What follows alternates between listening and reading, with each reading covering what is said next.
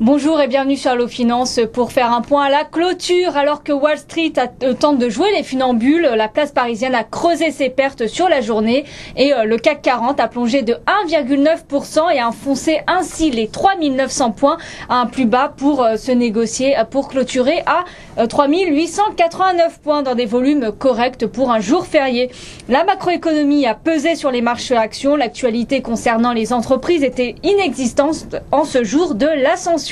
La dégradation de la note grecque par Moody's, assortie d'une perspective négative, a été le nouvel épisode qui a fait décrocher les marchés européens, en plus des statistiques américaines publiées tout au long de l'après-midi qui n'ont pas été de nature à rassurer les investisseurs.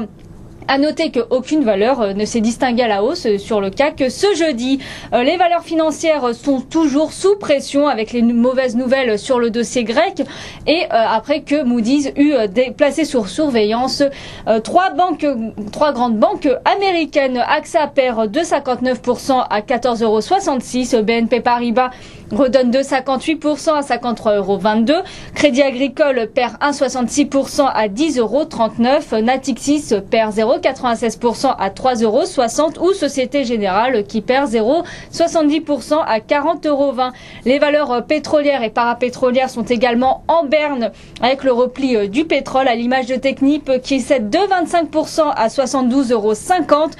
Total qui est en baisse de 2,37% à 39,14 € ou Valorec de 0,58% à 85,42 €. Les cycliques sont également bien à la peine. Alcatel-Lucent qui dévisse de 2,92% à 3,80 €. EADS qui recule de 2,34% à 31,29 € et STM Microelectronics qui cède 3,51% à 7,45 € et qui fait encore les frais des difficultés rencontrées par Nokia, l'un de ses principaux clients. Même son de cloche parmi les valeurs automobiles. Renault abandonne 3,04% à 37,90 € ou Peugeot qui perd 1,66% à 27,60 €. Hors CAC, Ubisoft a préservé ses gains et bondit de 2,27% à 6,90 €, suivi de Stalergen qui progresse de 1,26% à 56,20 € ou Edenred qui a grimpé de 0,92% à 20,80 €. Sur le marché d'échange, l'euro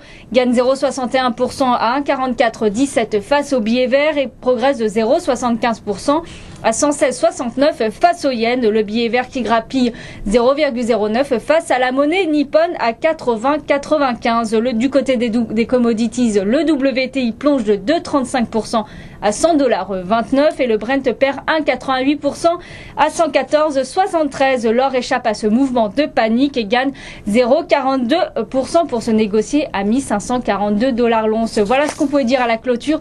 Merci et passez une excellente soirée sur Allo Finance.